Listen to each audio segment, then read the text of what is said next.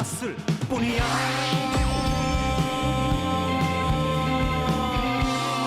네, 오늘의 정치권을 휩쓴 말들 중에서 진품과 명품을 가려내는 정치쇼 진품 명품 바로 들어가 보겠습니다. 두 분 모셨습니다. 안녕하십니까? 안녕하십니까. 네, 오랜만에 뵙는 것 같네요.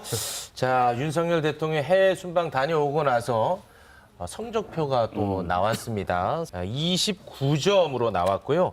그리고 MBC 전용기 탑승 불허와 관련해서 부적절했다는 응답이 65%. 굉장히 높게 나왔거든요. 지금 뭐 보시는 바와 같이 이렇게 65%가 부적절한 조치였다라고 생각을 하고 있는데 국민의힘에서는 MBC를 전방위적으로 압박하는 것 같은 모양새를 보이고 있단 말이에요. 어떻게 보십니까?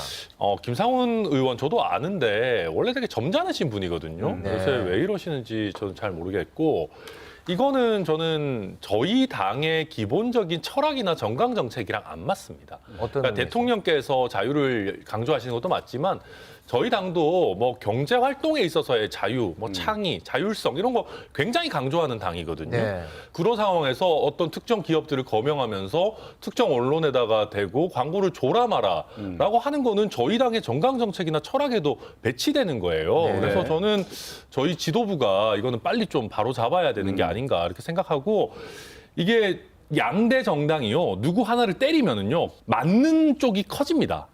대표적으로 그 사례가 사실 윤석열 대통령이거든요. 네. 사실 민주당이 윤석열 총장을 엄청 때려주고 추미애 장관이 공격해주고 하다 보니까 대통령까지 됐지 않습니까? 네. 뭐 한동훈 장관도 비슷하다고 보는데 근데 저희 당이 MBC를 때리면요. MBC만 자꾸 커져요. 아, 그런 거예요? 이거 거의 저는 거의 MBC PPL 간접 광고 수준이다. 네. 그렇게 생각하고 있습니다.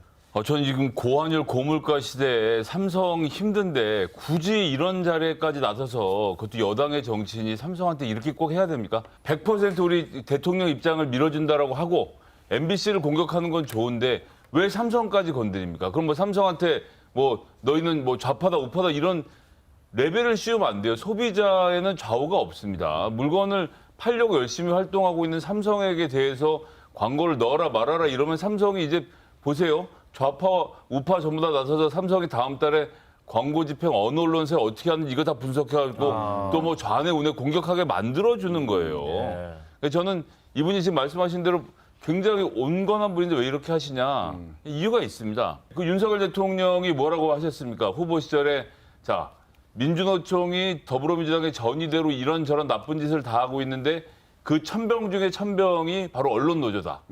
그렇게 얘기를 했고 이번에 김기현 의원 그 토론회 하는 거 보니까 언론 노조가 지금 MBC 경영진을 장악했고 그래서 MBC가 엉망진창이다. 그러니까 아까 전 얘기랑 붙여서 보면 이 천병 중에 천병인 언론 노조가 장악한 MBC는 부셔버려도 그만이다라는 생각이 있는 건데 여기 누가 먼저 나서서 열심히 하느냐를 놓고 지금 경쟁을 하고 있는 건데 이분 삼선이시잖아요. 대구에서. 지역구에서 한 번 더 공천 받으려면 제가 싸우고 있습니다. 육모방망이 들어야 되는 거거든요. 지금 국민의힘 육모방망이 경쟁하면 큰일 납니다. 근데 저는 이렇게 되면은요. 예. 오히려 MBC 도와주는 결과가 되는 게요. 삼성이 MBC에서 광고 못 뺍니다. 아, 오히려. 그러니까 이렇게 되면은 빼면은 또 여당의 압력 정치적인 게 때문에 뭐 돼버리니까. 정치적인 것 예. 때문에 MBC에서 광고 뺐냐 막 이렇게 되는데 네. 그래서 저는 이게 MBC에 대해서 편향성에 대한 불만이 있을 수 있습니다. 저도 네. 그렇게 보는 면이 일부 네. 있는데 아니 그러면 그 시청자들의 판단을 구하고 필요하면 언론중재위원회라든지 뭐 사법부의 판단을 구하면 되는 거지. 네. 저희가 직접 정치적인 메시지로 왜 공영방송이랑 싸우는지 모르겠어요. 네. 정진석 위원장은 기자 출신 아닙니까? 그럼요. 네. 그래서 답변을 좀 회피했잖아요. 네, 알겠습니다. 당론은 아니라고 하니까 네, 이 정도에서 알겠습니다. 정리하겠습니다.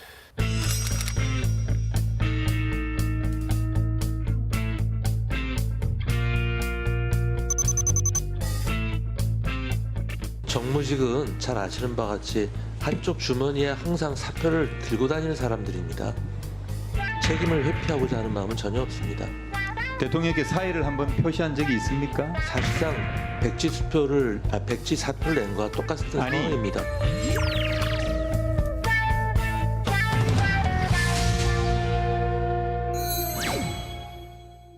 네, 요즘 뭐 처음 들어보는 단어들이 좀 많이 나옵니다. 책임론이 거세게 일고 있는 이상민 장관. 사실상 백지사표를 낸 것과 같은 상황이다. 처음 들어봤습니다. 백지사표. 이 발언의 감정가 지금 바로 매겨 주십시오. 이태원 참사에 대한 책임론이 불거지면서 거친 논란에 휩싸인 상황인데요. 책임을 회피할 생각은 전혀 없다면서도 이 장관 연일 자진 사퇴에 선을 긋고 있는 상황입니다. 백지 사표에 대한 발언 감정과 들어주시죠. 120원대 25 플로린? 25 플로린 이태리 중세 시대에 쓰던 그 금화의 단위입니다. 요때 면제부를 발행하는데요. 서민 같은 경우는 4분의 1 플로린부터 시작해서 예. 장관급이 되면 25 플로린 정도 내야 면제부가 나왔고요. 면제부 예, 가격이군요. 요즘 가격으로 치면 1 플로린 금화 하나가 40만 원. 그러니까 1,000만 원 상당입니다. 그러니까 지금 백지 사표로 간 건 뭐냐 하면 백지는 하얀 종이잖아요. 예. 네. 하얀 종이에다가 우리 충암고 서울법제 4년 후배인 이상민 장관이 대통령에게 선배님 어떻게 할까요? 라고 줬더니 거기다가 뭐라고 썼어요 지금. 재난안전관리 TF 본부장의 임명함. 면제부 써서 준 겁니다. 선배님 감사합니다. 라고 면제부 딱 받아들었죠. 백지 사표가 임명장이다. 그렇죠. 나는 백지를 드렸는데 이거 대통령이 TF 본부장을 하라 그러시네. 그럼 나는 면제부 받았지라고 당당하게 선언을 하는 건데요.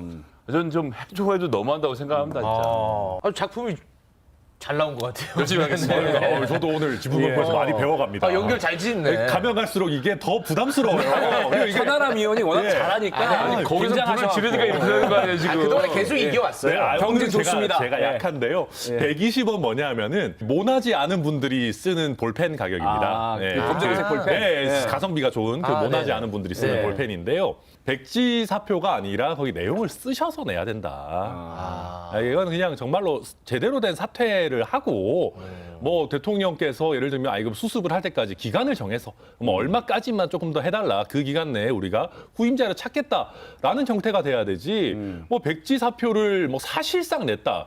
사의를 표명한 적은 없다. 그리고 TF 단장은 하겠다. 이렇게 되면은 계속 이상민 장관의 거취와 관련해 가지고 이게 쟁점이 될 수밖에 없고요. 네. 저희 당의 여러 당권 주자들도 얘기하고 있습니다만은 이대로 넘어갈 수가 없습니다. 그리고 제가 또 한 가지 지적하고 싶은 것은 이상민 장관이 공항에 가가지고 네. 대통령 들어오실 때 뭐 이렇게 마중도 나가고 하지 않습니까? 고생했다는 얘기를 대통령이 들었죠. 등도 들어줬어요. 네. 지금 나오네요. 예. 네, 고생했다 하는데 물론 뭐 저기 갔는데 뭐 왜 나왔냐, 넌 곧 잘릴 텐데 이러지는 않겠지만은 그러게 되니까 저게 재신임의 의도냐, 뭐 네. 이상민 장관과의 관계는 어떠냐 이런 식으로 스포트라이트가 또 이상민 장관한테 가잖아요. 맞습니다. 제가 이상민 장관이었다면은 물론 이게 뭐 다 지나고 나서 한 얘기지만 차라리 저는 사태 수습에 최선을 다하겠다라고 하고 저렇게 대통령과의 관계가 직접적으로 비춰지는 곳에는 좀 안 가시는 게 오히려 더 현명하지 않나. 지금 같은 시기에 굳이 스포트라이트를 많이 받을 필요가 있나. 뭐 저는 정무적으로 그런 생각이 듭니다. 그러니까 당내에서는 사퇴 여론이 좀 더 높은 건 맞아요. 처음엔 그런 목소리 나오더니 지금 그런 목소리가 거의 안 나오는 것 같던데. 그러니까 뭐 약간 친윤 색채가 강한 뭐 장제원 의원이나 이런 네. 분들이 좀 세게 목소리를 내면서 그렇습니다. 지금은 조금 다들 분위기가 어떻게 가는지 지켜보자라는 눈치 눈치 보는 보는 중이군요. 대신에 이제 민심이나 이런 쪽도 중요한 당권 주자들 뭐 유승민, 안철수, 뭐 조경태 이런 분들은 조금 사퇴해야 된다 목소리 내고 있는 그런 상황인 것 같습니다. 네. 자, 그리고 이상민 장관이 지금 이제 경찰 책임론이 많이 또 얘기가 되다 보니까 경찰청은 별도의 청이라 남의 살림까지 책임질 수 없다. 챙길 수 없었다. 이렇게 발언을 했고 6월로 거슬러 올라가면 경찰청 업무 지휘 감독할 책임과 권한 장관에게 있다. 전혀 다른 발언을 지금 하면서 책임을 회피하려는 모습을 보이고 있습니다. 경찰국 신설 때와는 완전히 이게 다른 모습이에요. 일관된 세계관이 있어요. 그러니까 6월 했던 얘기가 자기의 진심인 겁니다. 행정안전부가 청와대를 대신해서 경찰을 지휘 감독해야 된다. 그래서 그때 시행령 만든다고 막 파워포인트 들고 나서 막 프레젠테이션 네. 하지 않았습니까? 그런데 막상 야당의 반대 등등해서 시행령을 만들 때 실질적으로 경찰을 컨트롤할 수 있는 장치를 못 집어넣었어요 그때.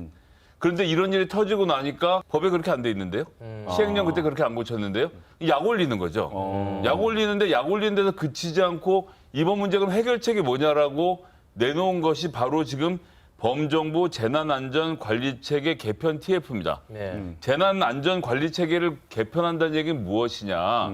재난안전을 책임지고 있는 경찰과 소방에 대한 실질적인 그 명령 권한, 집행 권한을 행정안전부에게 법적으로 주는 제도적인 장치를 완비하겠다는 거예요. 그래서 행정안전부가 실질적으로 경찰을 다 쥐고 흔들 수 있도록 그럼 앞으로는 이런 재난에 대비해서 행정안전부가 경찰을 지휘하겠습니다. 법은 이렇게 바꿀 겁니다. 민주당 도와주십시오. 이것까지를 이상민 장관에게 다 시키겠다는 것이고 이거 하면 올겨울 다 지나갑니다. 내년 봄에 법 바꿔놓고 나서 옷 벗고 출마. 이런 시나리오로 지금 달려나가는 모습을 봐야 되겠죠. 근데 이거는 이제 김성일 소장님도 말씀해 주셨습니다만 이게 안 좋게 들리는 거는 저도 사실이라고 생각하는데 네. 팩트 자체는 경찰국의 그런 직접적인 경찰에 대한 지휘 권한을 못 넣은 게 맞아요. 그러니까 원래 뜻은 경찰국을 통해서 직접적으로 경찰에 대한 지휘 관리 권한을 넣으려고 했었던 것 같긴 한데 네. 말씀하셨던 것처럼 야당에서도 문제 제기를 하고 시행령을 통해서 그렇게까지 새로운 권한을 많이 넣는 거 별로 안 좋거든요. 그러니까 예. 원래 법상 가지고 있는 인사권 정도를 실질화하는 내용만 넣어놨어요. 예. 제가 이상민 장관 뭐 사퇴해야 된다고 보지만 하는 말의 내용 자체는 틀린 건 아니다. 그리고 나아가서 재난안전 TF를 만들 때 이건 어쩔 수 없이 행안부 쪽에서 할 수밖에 없는 게 경찰이랑 소방이랑 지금 이번에 보면은 되게 손발이 안 맞잖아요. 네. 뭐 소방에서는 보고가 되는데 뭐 경찰은 뭐가 안 되고 네, 뭐 네, 네. 이쪽에서는 요청하는데 여기는 뭐 안 가고 네. 이런 부분에 대해서 손을 봐야 되는데 이거는 소방청과 경찰청에 대해서 다 포괄적인 지휘관리 책임을 가지고 있는 행안부가 할 수밖에 없는 부분이 있는 거죠. 편하게 상식적인 만들니까. 경우에는 행안부 장관이 사퇴를 하고 예. 다음 행안부 장관이 들어와서 수습하면서 대책을 내놓는데 네, 저도 그게 맞다고 예, 지금은 뭐 생각하는데, 네. 이상민 장관 신임하는 거죠. 네. 우리 천하람 위원 오랜만에 또 오셔가지고 맞춤형으로 하나 딱 준비가 돼 있어요. 네. 네, 자. 이준석 대표 이슈. 맞습니다. 네, 자, 이준석 전 대표가 자맹 중인데 등판을 했습니다. 네, 오랜만이에요.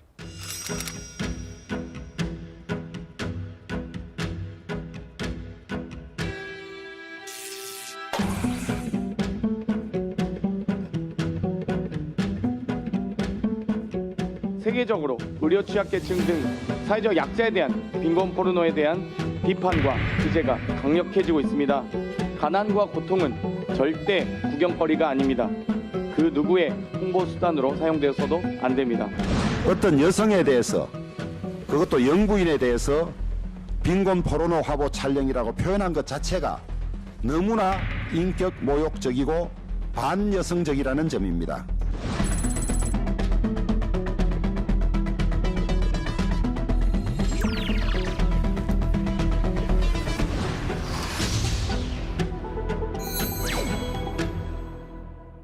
빈곤 포르노. 이건 뭐 자극적인 캠페인을 비판할 때 쓰는 용어로 저는 알고 있는데 이것이 이제 논란이 되다 보니까 이준석 전 대표가 갑자기 또 등판을 했습니다. 이성을 좀 찾자. 먹방을 푸드 포르노라고 하는데 먹방 유튜버들도 그럼 포르노 배우냐. 이준석 전 대표의 발언의 감정가 지금 바로 매겨 주십시오. 윤석열 대통령과 함께 순방에 나섰던 김건희 여사가 의료 취약계층 소년과 찍은 사진을 보고 빈곤 포르노라고 표현을 한 건데요. 장경태 의원이 쏘아 올린 빈곤 포르노 논쟁에 대한 발언 감정가 확인해 보겠습니다. 22,000원 대 1억 5천만 파운드. 오늘 아주 국제적으로 가시네. 파운드까지 나왔어요. 네. 예. 라이브 에이드라고 여러분들 최근에 퀸 영화에서 보헤미안 랩소디에 네. 나왔던 네. 그 장면 있잖아요. 네. 1984년에 그때는 더 떨드 월드라고 불렀습니다. 제3세계 가난한 사람들을 돕기 위한 자선 콘서트였죠. 네. 이거의 총 수입이 1억 5천만 파운드, 하나로 6,400억 원이었습니다. 많이 모였네요. 엄청난 돈을 모았는데 이때 제가 제3세계로 표현했지만 1등 국민, 2등 국민, 3등 국민, 떨드라는 개념을 써서 그때만 해도 우리들이 시혜를 베풀어야 되는 대상으로 생각을 했어요. 네. 그래서 그때 당시에 그 요르겐 리스너라는 사회운동가가 이 포벌티 포르노그라피라는 단어를 만들어서 그 설명을 해준 겁니다.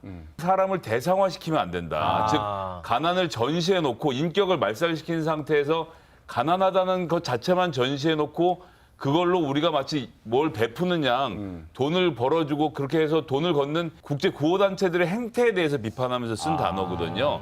그러니까 여기서 장경태 의원이 얘기하고 있는 것은 김건희 여사가 감독이라는 얘기입니다.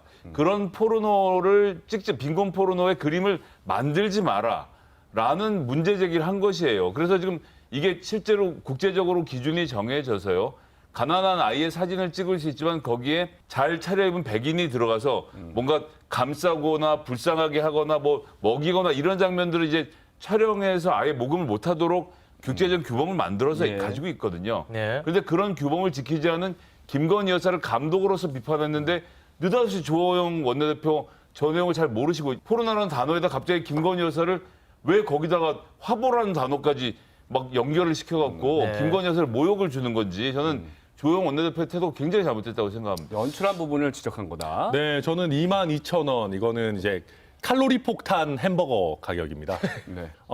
건강에는 안 좋은데 단기적으로 맛있잖아요. 칼로리 폭탄 햄버거가. 그렇죠. 저는 지금 저희 국민의힘 의원들의 주장이 장기적으로 봤을 때는 별로 옳지 않은 주장이고 이성적이지 않고 좀 틀린 주장인데 단기적으로 봤을 때는 효과 있는 주장이라고 봐요.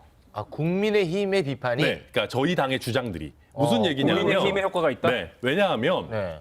빈곤 포르노라는 거 단어 자체가 주는 어감이 있어요. 그러니까 어감. 내용과 네, 상관없이. 네. 그러다 보니까 많은 국민들께서 특히 이 단어를 잘 모르셨던 분들이 들으시기에는 네. 아무리 그래도 대통령 배우자한테 나름대로 좋은 뜻으로 한 거에 대해서 이렇게까지 자극적인 단어를 써가지고 비판해도 되는 거냐라는 부분이 들어가는 겁니다. 네. 그러다 보니까 저는 이준석 대표의 얘기와 우리 그 박지원 전 국정원장의 얘기를 잘 조합하면 답이 나온다고 봐요.